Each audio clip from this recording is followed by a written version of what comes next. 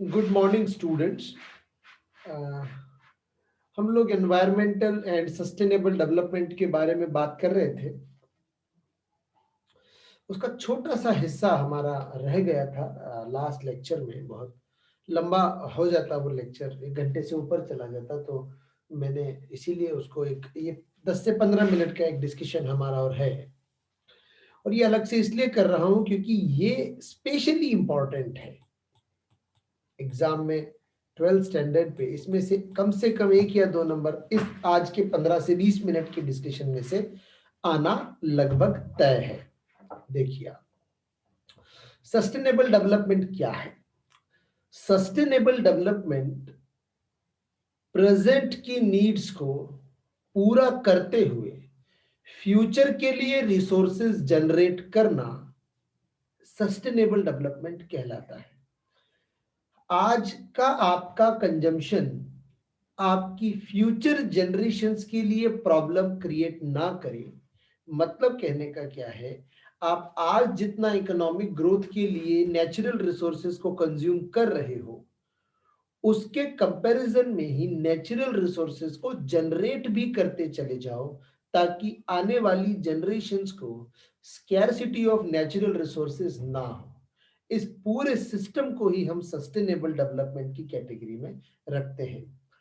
और आसान भाषा में कहूं मैं, तो आपका वर्तमान का कंजम्पशन आपके भविष्य का नुकसान नहीं बनना चाहिए। उसका जो सोल्यूशन है वो सस्टेनेबल डेवलपमेंट के थ्रू निकाला जाता है। अब सस्टेनेबल डेवलपमेंट कैसे किया जा सकता है, कुछ उपाय थ्योरेटिकली अभी हम देखते हैं। देखो,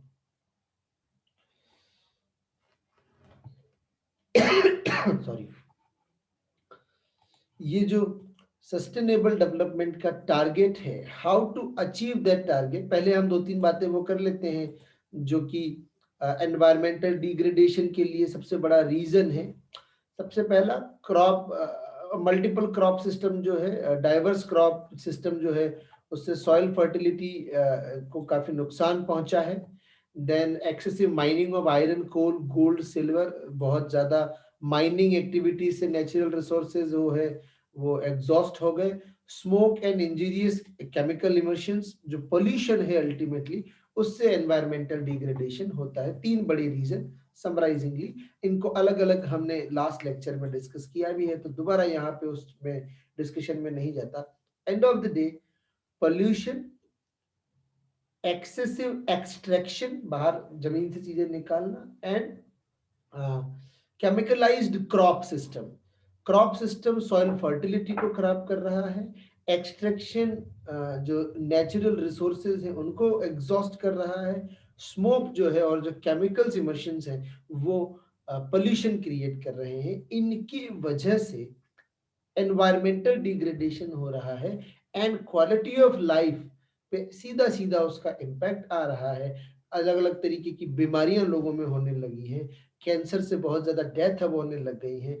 तो and of the day quality of life जो है वो हैम्पर हो रही है। इससे बचा कैसे जाए? सस्टेनेबल डेवलपमेंट एक सॉल्यूशन है, लेकिन सस्टेनेबल डेवलपमेंट की क्या क्या खास बातें होती है? Ultimately future is depend on the sustainable development. If at present अगर आप रिसोर्सेज को कंजर्वेटिव तरीके से जनरेट नहीं कर रहे, उनको बना नहीं रहे, उनको बचा नहीं रहे, तो future generations are going to compete with that scarcity, उनको उसकी प्रॉब्लम बहुत ज्यादा आने वाली है। फीचर्स क्या है सस्टेनेबल डेवलपमेंट के? सस्टेनेबल डेवलपमेंट के फीचर्स की अगर हम बात करें तो सबसे पहली बात है sustained raise in real per capita income and economic welfare. End of the day आपका इकोनॉमिक ग्रोथ, इकोनॉमिक वेलफेयर पे इम्पैक्ट डालना चाहिए। अगर सस्टेनेबल तरीके से डेवलपमेंट किया जाएगा, फ्यूचर जनरेशंस के लिए बनाकर वर्तमान में अगर कंज्यूम किया जाएगा, तो जो ग्रोथ इन पर कैपिटा इनकम है वो सस्टेनेबल होगी, परमानेंट होगी, स्टेबल होगी, एंड उसका impact economic welfare, quality of life पे दिखेगा। Rational use of the natural resources की बात सस्टेनेबल डेवलपमेंट करता है कि आप जो नेचुरल रिसोर्सेज नॉन रिन्यूएबल है, जिनको वापस से रिन्यू नहीं किया जा सकता, उनका कंजम्पशन, उनका यूटिलाइजेशन बहुत ही ज्यादा प्रिकॉशंस के साथ, बहुत ही ज्यादा एक्सेसिव मॉनिटरिंग के साथ में होना जरूरी है. Ability of the future generations to fulfil their needs not to be impaired. आपका वही बात, आपका प्रेजेंट का कंजम्पशन फ्यूचर जनरेशंस के बेसिक कंजम्पशन को कॉम्प्रोमाइज नहीं करना चाहिए. ऐसा ना हो कि आप नॉन रिन्यूएबल रिसोर्सेज को बिल्कुल ही खत्म कर दें, फ्यूचर जनरेशंस के लिए वो बचे ही ना. Then there will be war. You can see Iran, Iraq, America, ये जो वॉर है एंड ऑफ द डे ये ऑयल के लिए वॉर हो रहा है, क्योंकि ऑयल पे जो आदमी अपना कंट्रोल रखेगा, ऐसा माना जाता है आने वाली जनरेशंस में वही वर्ल्ड को लीड करेगा. Then check on pollution. Pollution को कंट्रोल करने की बात करता है सस्टेनेबल डेवलपमेंट. अगर पोल्यूशन अपने हाथ में रहेगा, पोल्यूशन कंट्रोल में रहेगा, तो डेवलपमेंट जो है वो बेहतर इंपैक्ट डालेगा क्वालिटी ऑफ लाइफ पे. नाउ ये तो उसके फीचर्स हो गए कि सस्टेनेबल डेवलपमेंट क्या एक्सपेक्ट कर रहा है. अब हम बात कर रहे हैं सस्टेनेबल डेवलपमेंट किया कैसे जाए, how to attain that objective of sustainable development. कैसे आप सस्टेनेबल डेवलपमेंट को पा सकते हैं, अचीव कर सकते हैं. देखिए, कॉन्सेप्ट ऑफ सस्टेनेबल डेवलपमेंट जो है वो ऐसा नहीं है कि कोई एक दिन, एक रात, एक महीने, 6 महीने, एक साल की प्रैक्टिस में अचीव हो जाएगा. it need to be a continuous process. Okay, so how to do that, how to start and how to implement, let's understand that. देखिए, पहली बात जो हमको समझनी है, सस्टेनेबल डेवलपमेंट ये नहीं कह रहा आपसे कि आप रिसोर्सेज को यूज ही मत करो. सस्टेनेबल डेवलपमेंट एक ही बात कह रहा है, आप यूज करो, खूब यूज करो, लेकिन जितना यूज करो उससे ज्यादा जनरेट भी करो, उससे ज्यादा आप बनाओगे सही. तो ये clarity with respect to sustainable development concept हमेशा होनी चाहिए. That sustainable development never never said that you should stop using natural resources. They are saying okay, you use that, but you just need to recharge it. But when it comes to non renewable, use it with the utmost priority and with the utmost precautions and monitoring. जहां बहुत ज्यादा जरूरी हो वहीं पे non renewable resources का इस्तेमाल किया जाए. एंड दूसरी बात, that utilisation have to be optimum. ऐसा नहीं है कि वेस्ट हो रहा है रिसोर्सेज, तो रिसोर्सेज वेस्ट नहीं होनी चाहिए. रिसोर्सेज का जो यूज है वो बहुत ही ऑप्टिमम तरीके से होना चाहिए. और ये कैसे किया जा सकता है, इनपुट एफिशिएंट टेक्नोलॉजीज को यूज करके, ताकि मिनिमम इनपुट में मैक्सिमम आउटपुट निकाला जा सके, वेस्ट का जो क्वांटम है वो मिनिमम किया जा सके, वेस्ट का भी कोई प्रोडक्टिव यूज किया जाए.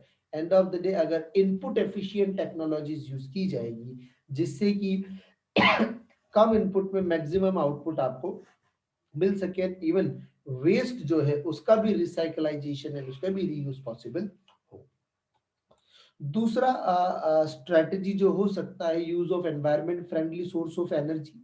एज हमको पता है लास्ट चैप्टर में हमने एनर्जी आपके सिलेबस से हट गया, अदरवाइज हम डिटेल में पढ़ते. बट याद रखिएगा, एलपीजी एंड सीएनजी जो है वो लकड़ी के मुकाबले में काफी क्लीन एनर्जी है और एनवायरमेंट फ्रेंडली है. तो ऐसे एनर्जी सोर्सेज का इस्तेमाल किया जाए जो कि ग्रीन हाउस गैसेस के अंदर कम कंट्रीब्यूट करते हो या ना कंट्रीब्यूट करते हो, और कार्बन डाइऑक्साइड जनरेट करना जो है, कार्बन डाइऑक्साइड को जनरेट ना करते हो. ऐसे फ्यूल, ऐसी एनर्जी हो जो कि एनवायरनमेंट को सपोर्ट करे, एनवायरनमेंट को प्रोटेक्ट करे, एनवायरनमेंट को नुकसान ना पहुंचाए. Then rural development have to be the integrated part of that. That आपका जो ग्रोथ एंड डेवलपमेंट है उसके अंदर रूरल एरिया को अटमोस्ट प्रायोरिटी, हाई प्रायोरिटी पे लिया जाए. एंड रूरल एरिया के जो डेवलपमेंट है उनके अंदर नेचुरल रिसोर्सेज का ज्यादा यूज किया जाए, ताकि नेचुरल रिसोर्सेज का एडवांटेज रूरल एरिया को भी अर्बन एरिया के हिसाब से मिल सके, ओवर पॉपुलाइजेशन ना हो, ओवर पोल्यूशन अर्बन एरिया में ना हो, रूरल एरिया भी उसके अंदर कंट्रीब्यूट करे. माइग्रेशन रुक जाएगा अगर आप रूरल एरिया को डेवलप करेंगे तो. सोलर एनर्जी यूज की जाए, sunlight into the solar energy and solar energy into the electricity बहुत हो भी रहा है आजकल, आपको इजीली दिख जाएगा, लोगों के घरों पे सोलर पैनल्स लगे हुए हैं।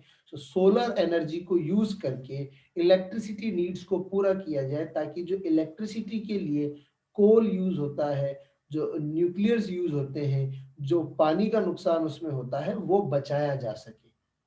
Now shift to organic farming. Again organic farming हमने पहले किसी चैप्टर में बड़े अच्छे से पढ़ा है, but still again organic farming पे अगर हम जाएंगे तो केमिकलाइजेशन, फर्टिलाइजर्स, इंसेक्टिसाइड्स, पेस्टिसाइड्स, इनका जो यूज है, इनकी वजह से जो जमीन की फर्टिलिटी खराब हो रही थी वो खत्म हो जाएगी। ऑर्गेनिक फार्मिंग हमेशा लैंड की फर्टिलिटी को इंक्रीज करता है, एंड जो प्रोडक्ट मिलता है वो भी क्वालिटेटिव होता है। जो कैंसर वगैरह की बीमारियां फैल रही हैं उस पर काफी हद तक कंट्रोल किया जा सकता है अगर ऑर्गेनिक फार्मिंग में शिफ्ट हो जाया जाए तो।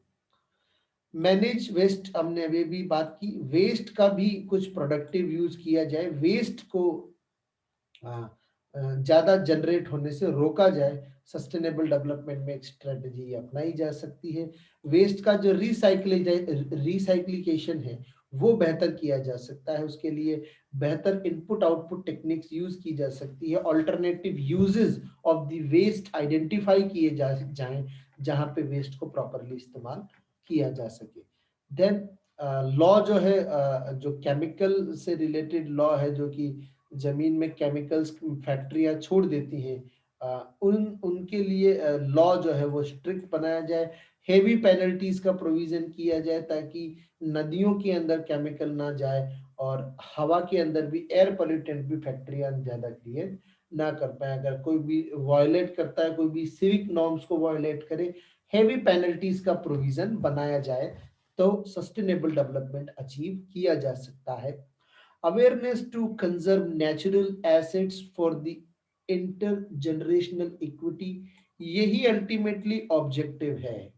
जो सस्टेनेबल डेवलपमेंट का कॉन्सेप्ट है, उसका अल्टीमेट ऑब्जेक्टिव क्या ही है कि नेचुरल एसेट्स को इस तरीके से कंजर्व किया जाए ताकि एक जनरेशन के बाद दूसरी जनरेशन भी उसका एक लिमिटेड यूज कर पाए।